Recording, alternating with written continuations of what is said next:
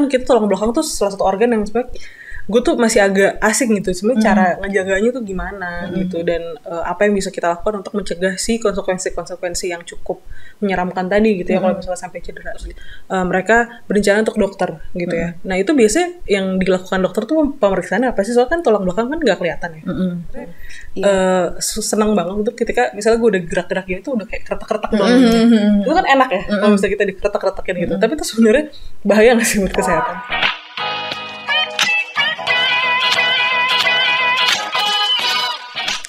Halo keluarga Sehatyo, balik lagi di Ngobok, ngobrol bareng dokter. Kali ini gue ditemenin sama dokter Carlina. Halo dokter Carlina. Halo. Oke, nah episode kali ini kita akan ngebahas sesuatu yang sebenarnya tuh kayaknya ya anak muda tuh agak jarang gitu membahas ini. Ya kan, biasanya tuh kalau membahas sesuatu yang berhubungan sama tulang belulang itu biasanya identiknya sama lansia. Padahal sebenarnya penting ya buat anak muda. Penting buat anak muda gitu. Apalagi nih anak muda seperti gue yang kerjaannya duduk doang di kantor. Oke, jadi hari ini kita akan membahas seputar tulang belakang, kesehatan tulang belakang, dan gimana caranya kita buat menjaga kesehatannya gitu. Nah, tulang belakang itu sendiri kan kadang orang masih bingung gitu ya. Mungkin kalau yang tidak terlalu memahami anatomi atau gimana, masih bingung nih sebenarnya tulang belakang tuh dari mana sampai mana sih, sebenarnya bagian apa sih, kan kita kayak tulang rusuk juga ada yang ngelingkar ke belakang juga, itu masuk ke tulang belakang atau enggak dan segala macam gitu. Jadi sebenarnya tulang belakang tuh dari mana sampai mana? Jadi tulang belakang itu dalam bahasa medis tuh disebut dengan vertebra. Nah dia itu tuh mulai dari servikal atau leher, terus ke bawah torakal, terus sampai ke lumbal, terus ke sakral atau tulang duduk. Jadi benar-benar dia ada di belakang. Jadi dia tuh memang fungsinya yang menyangga tubuh kita supaya kita bisa berdiri, kemudian juga bisa menggeliat gitu ya, muter-muter, kemudian juga bisa bungkuk, bisa meregangkan tubuh. Nah itu si tulang belakang itu gitu, atau si vertebra itu. Jadi memang benar-benar sih fungsinya tuh sangat penting vital banget. Ya. Iya. Kayak misalnya itu kayak ibaratnya membangun postur tubuh kita juga. Iya, betul. Nah, karena kalau misalnya yang umum lah, misalnya kayak gangguan tulang belakang tuh kan misalnya kayak skoliosis gitu ya. Itu yang bikin tulang punggung tuh agak bengkok gitu ya. Bengkok. Terus ada juga yang misalnya ada orang nih misalnya dia bungkuk tuh ada juga yang karena kebiasaan. Tapi ada juga yang emang karena tulang belakangnya posturnya ada kelainan gitu ya. Jadi dia terlihat bungkuk gitu ya. Betul. Nah jadi tulang belakang tuh jadi emang penting banget ya buat kita gitu. Selain buat postur, itu juga kayak kan itu tulang belakang tuh bisa dibilang salah satu tempat organ vital selain otak nggak sih?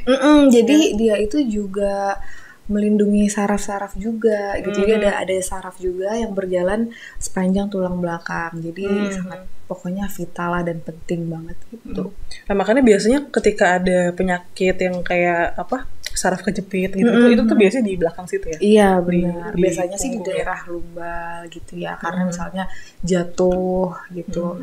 Ya kayak gitu sih, dan efeknya bisa, nyerinya itu bisa jangka panjang kalau misalnya terjadi cedera pada area tulang belakang gitu.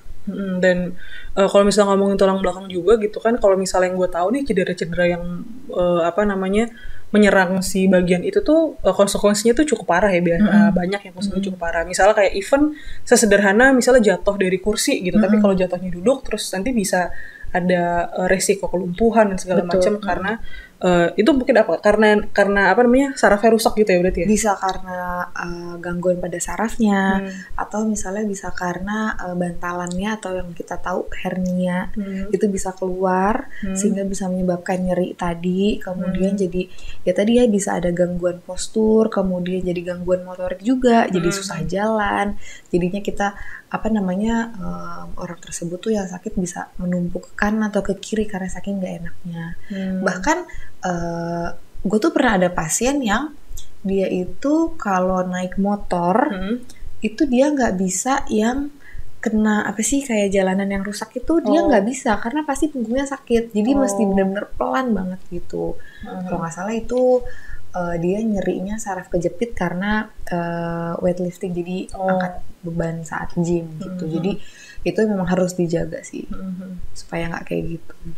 Nah sebenarnya faktor-faktor apa sih yang kayak kan kita tulang belakang tuh salah satu organ yang sebenarnya gue tuh masih agak asing gitu sebenarnya cara ngejaganya tuh gimana gitu, dan apa yang bisa kita lakukan untuk mencegah si konsekuensi yang cukup menyeramkan tadi gitu ya kalau misalnya sampai cedera gitu.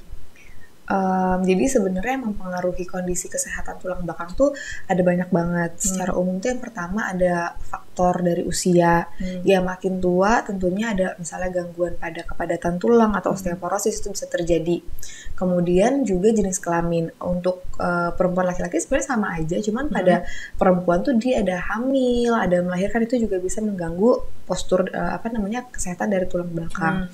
Kemudian juga ada faktor kesehatan lain, misalnya seperti kondisi yang IMT-nya berlebihan. Lalu ada juga pada kondisi kesehatan tulang belakangnya, misalnya kayak dia pernah sakit osteoporosis, atau dia misalnya pernah mengalami TB tulang, gitu. Jadi itu bisa mempengaruhi juga, udah pasti ya kan. Kemudian juga faktor anatomis, misalnya dia lahir memang kondisi tulang belakangnya itu mengalami gangguan, misalnya tadi ya kita bahas skoliosis, bahas juga kifosis gitu. Jadi itu sih faktor-faktornya juga, atau bisa juga faktor pekerjaan, duduk terlalu lama, yang monoton, terus pekerjaan-pekerjaan yang kayak kuli panggul gitu ya, yang bawa-bawa beban berat, itu juga bisa mempengaruhi kesehatan tulang belakang gitu. Nah, kalau misalnya tadi yang dulu sebutin tadi kan berarti kan banyak faktor yang mempengaruhi kesehatan tulang belakang ya, dan banyak juga penyakit yang bisa timbul di situ gitu. Berarti gejalanya ketika ada gangguan itu bisa beda-beda ya? Gejalanya apa bisa ada secara umum gitu? Gejalanya itu beda-beda tergantung jenis penyakitnya apa, tergantung kenanya apa. Tapi secara umum gejalanya yang pasti nyeri ya kan. Nyerinya itu kalau pada tulang belakang biasanya cukup lama, biasanya 10 sampai 14 hari. Kemudian gejala selanjutnya itu ada kaku. Kakunya itu sampai dia mengganggu ruang geraknya dia. Jadi nggak bisa, apa sih kalau stretching itu kan kanan kiri, jadi dia mungkin nggak bisa gitu. Kemudian dia juga ada ketidakmampuan dia untuk mempertahankan postur tubuh yang normal. Misalnya jadi nggak bisa berdiri tegak, jadi agak nyamping gitu karena dia kesakitan gitu. Atau bisa juga gejalanya adalah kehilangan fungsi motoriknya tadi yang sempat gue sebut itu. Jadi misalnya dia jadi nggak bisa jinjit, atau dia jadi nggak bisa jalan gitu. Jadi itu gejala secara umumnya sih. Nah, misalnya nih pada suatu hari gitu, misalnya para penonton sih gitu, para penonton kita, misalnya ada yang ngerasain gejala yang udah lo sebutin tadi gitu, terus mereka berencana untuk dokter gitu ya. Nah itu biasanya yang dilakukan dokter tuh pemeriksaannya apa sih? Soalnya kan tulang belakang kan nggak kelihatan ya. Iya, yang pasti ketika udah ada orang rasa nyeri yang lama kan dia udah nggak tahan, dia ke dokter. Ya dokter tuh pasti akan melakukan tanya jawab ya, anamnesis dulu, udah berapa lama dan lain-lain. Kemudian pemeriksaan fisik dulu, lalu bisa dilakukan pemeriksaan penunjang.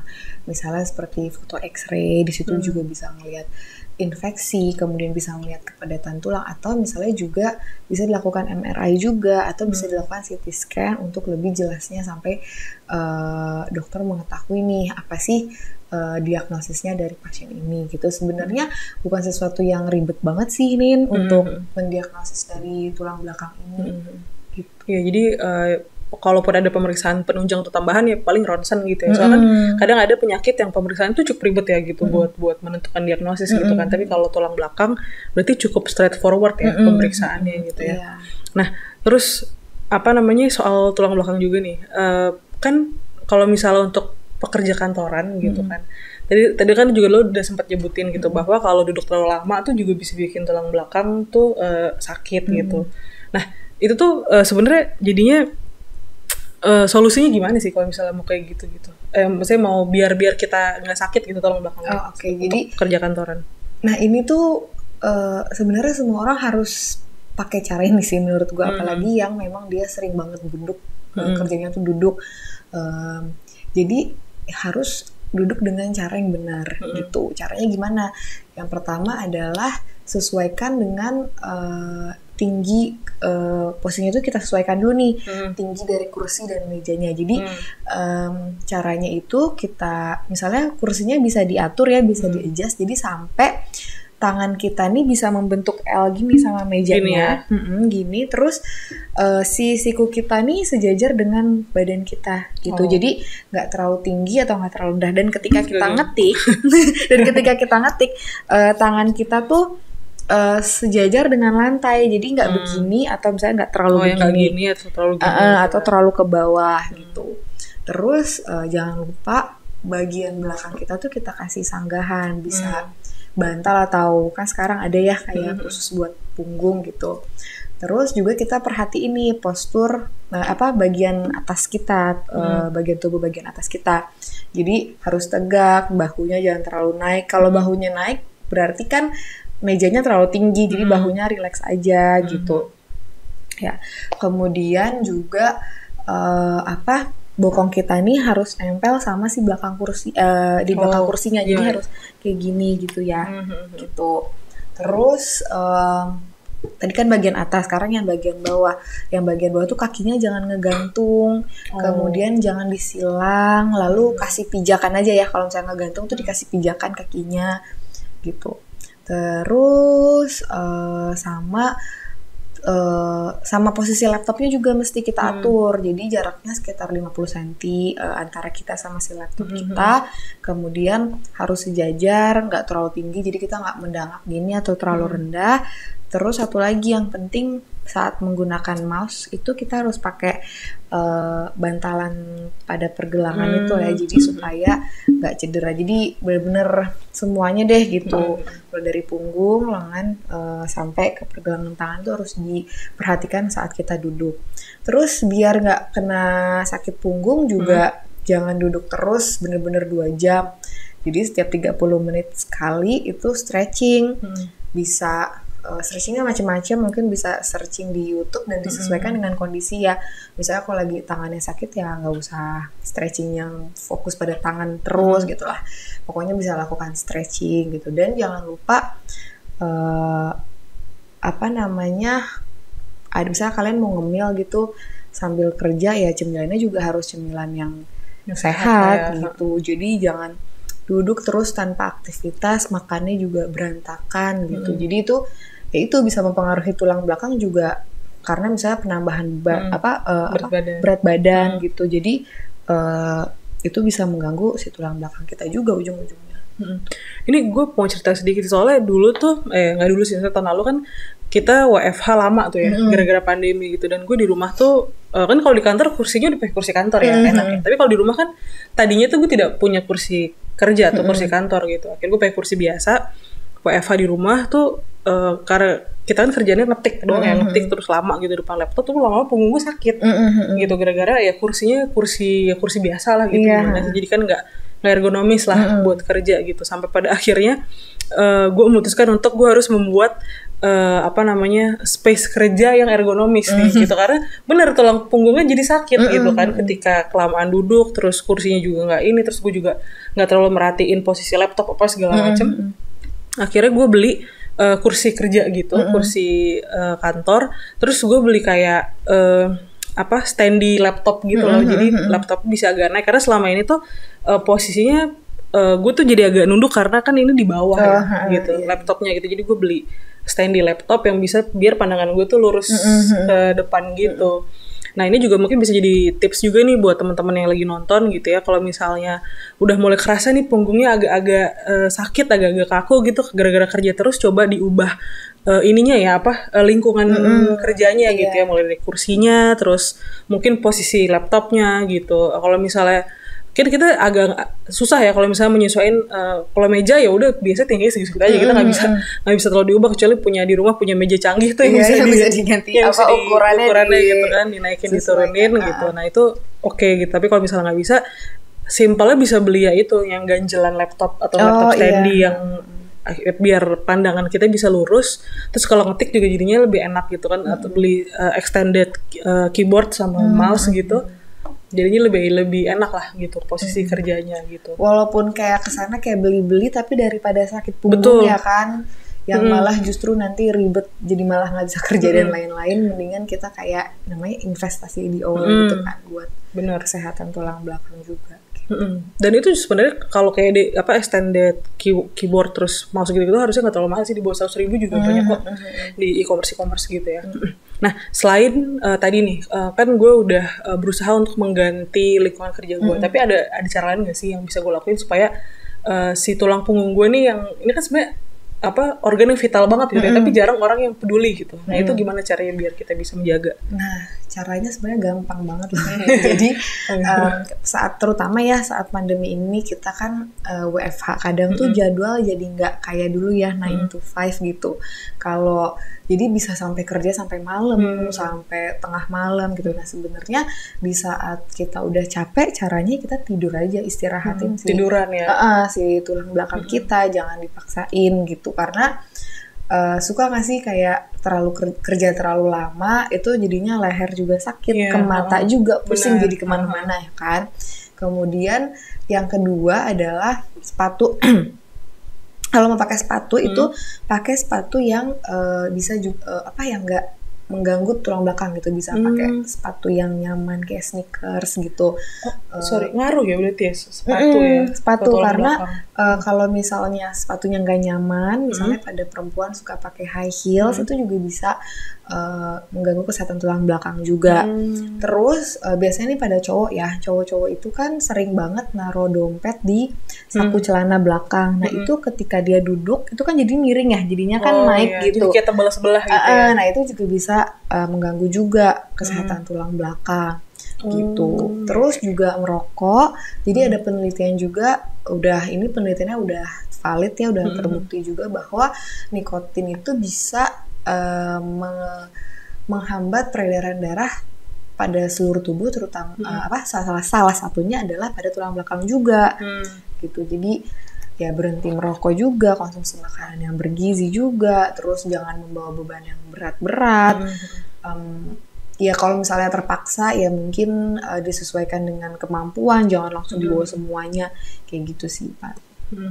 Terus tadi juga mungkin nambahin sedikit pertanyaan, kan tadi yang lo bilang tadi ada pasien lo yang kalau misalnya naik motor tuh sakit kalau kena jalan jelek gitu, terus gara-gara dia angkat beban di gym gitu ya. Mungkin kalau misalnya buat teman-teman yang rajin ke gym atau rutin ke gym, mungkin bisa ini kali ya minta bimbingan instruktur ya gitu, supaya tahu cara-cara angkat beban yang aman gitu ya. Karena kalau angkat beban tuh bukan cuma sekedar masalah kuat atau nggak kuat, tapi tekniknya juga harus diperhatiin ya gitu. Nah, gue pengen nanya nih terakhir gitu, kan soal tulang punggung gitu kan. Gue tuh sebenarnya senang banget untuk ketika misalnya gue udah gerak-gerak gitu udah kayak keretak-keretak banget. Itu kan enak ya kalau misalnya kita dikeretak-keretakin gitu. Tapi itu sebenarnya bahaya nggak sih buat kesehatan? Sebenarnya tuh itu nggak boleh dilakukan kayak gitu, apalagi kita sendiri ya kayak gini-gini kadang, karena takutnya ada pergeseran dan lain-lain gitu. Walaupun sebenarnya enak banget ya, tapi sebenarnya ya paling kalau misalnya kita udah capek kita bisa pijit atau misalnya kita bisa mandi air hangat, kayaknya itu udah bisa meringankan rasa nyerinya deh. Kecuali misalnya kayak udah sakit banget ya mungkin bisa minum obat nyeri gitu. Nah iya, soalnya kan kalau misalnya dulu tuh misalnya ada adik kita yang masih kecil gitu kan, kita tengkurap, injekin dong punggungnya gitu. Itu sering kan kayak gitu. Nah berarti itu sebenarnya kalau bisa jangan ya, karena kita nggak tahu nanti amit-amitnya misalnya ada pergeseran yang kita nggak tahu gitu ya. Oke. Berarti ini beda kasus dengan misalnya kayak chiropractor gitu, berarti beda lagi ya. Maksudnya kan kalau chiropractor berarti dia udah ada license-nya biasanya atau gimana? Kan kalau misalnya chiropractic itu adalah dia tuh dilakukan sama tadi ya chiropractor yang udah berlisensi, pokoknya harus lihat tuh lisensinya harus benar gitu kan. Terus caranya itu dia adalah melakukan penekanan pada tulang, biasanya pada tulang punggung ya, tulang punggung. Nah itu fungsinya untuk mengembalikan lagi misalnya yang kaku-kaku gitu. Nah kan sekarang banyak ya kayaknya lihat di sosial media gitu.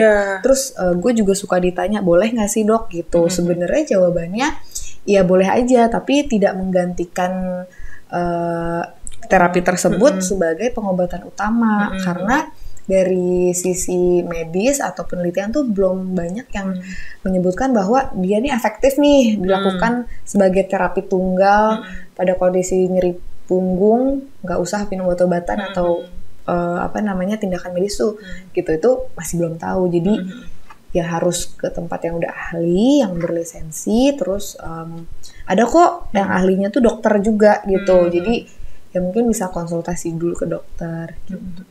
Oke.